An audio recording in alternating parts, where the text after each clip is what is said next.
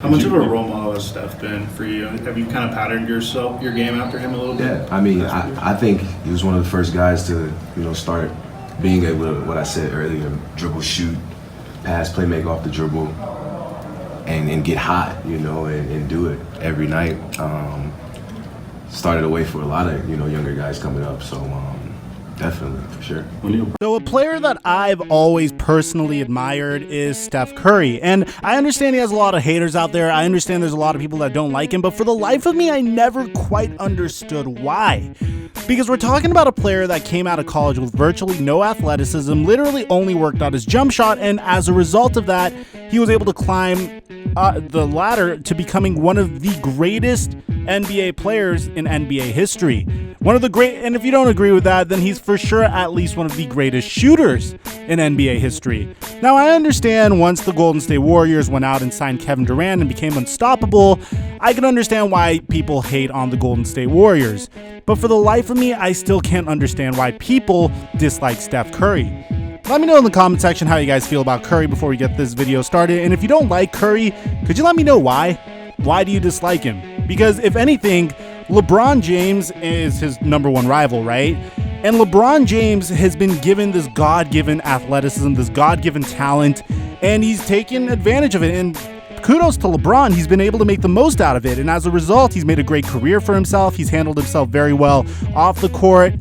But this video isn't about LeBron. I just dropped a video on LeBron. If you want to go check that out, I'll leave it in the description down below.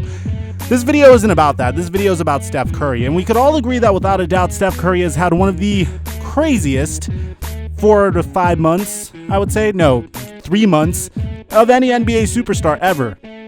After his Golden State Warriors made it to the NBA Finals for 4 consecutive seasons, the first one being a season where the Golden State Warriors destroyed the Chicago Bulls 72-10 record for greatest single season win-loss record with a 73-9 record.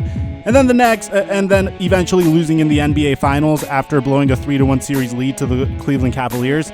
Then going on to sign Kevin Durant and then winning the next 2 NBA Finals.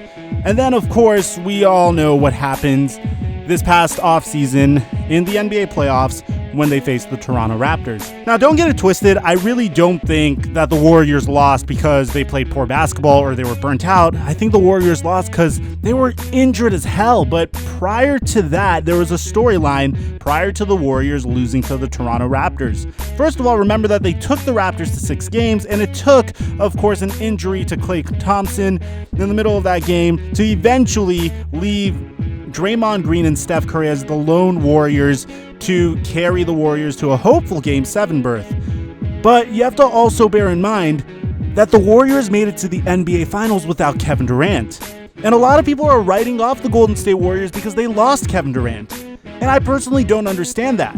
Personally, I am very, very excited about watching the Golden State Warriors this year for the first time in a very long time. Because a lot of people seem to have forgotten that the Golden State Warriors do one thing very well, and that's put their players in the best situations to succeed. They make sure Steph Curry gets open threes, and if not, open layups. They make sure Draymond Green gets the ball in his hands to set up the 2 great shooters on his team. And now we get the opportunity to see D'Angelo Russell in such a system. And personally for me, that's extremely exciting. I cannot wait because we get to see circa 2015 pre-Kevin Durant Steph Curry back at it. And if you guys forgot what that looked like, it was insane. This dude was hitting shots from half court. He was destroying defenses. And it was a lot of fun to watch. And then you get to throw D'Angelo Russell in the mix with his great ball, with his great passing. And don't get it twisted, I'm not a Warriors fan at all. I'm just happy that things are a little bit more balanced. But to today's video, man, I literally just finished recording that bit on LeBron James. And then I get off and I see this thing on Steph Curry. Looks like Steph Curry saw that video on LeBron James and said, damn, bro, you're doing these crazy leg routines? Well, I'm going to do it with an oxygen deprivation mask. Try saying that 5 times quickly. And dude, this is something I really like about Steph. This is how you can increase your lung capacity because Steph Curry is putting on this deprivation mask. He's working out. And as a result, Steph Curry, without a doubt, should see a huge increase to his endurance in actual basketball games. But he doesn't stop there. Curry then eventually goes to the brand new Chase Center, which, by the way, this court looks amazing. This court looks absolutely phenomenal, and I actually really dig the blue and the fact that they put old Warriors greats up over there. I don't see Wilt Chamberlain anywhere. Wasn't Wilt Chamberlain a member of the Warriors, or am I tripping? No, that was the Sixers, excuse me. Now, the very first thing you can see that he's doing is consistent with what LeBron James was doing, and that's working on his balance. He's dribbling on one foot, and then he begins working on his handles with the oxygen deprivation mask on. And that is also another big thing. Now, finally, a rare miss from Curry. We see him hitting wide open threes, working on his jumper, and he is absolutely killing it. Working it with a guy named Swoosh Staff. I'm assuming that's his shooting coach. And it looks like Curry, without a doubt, is back on his grind, getting ready for the new NBA season. So let me know in the comment section down below, what do you guys think about Steph Curry?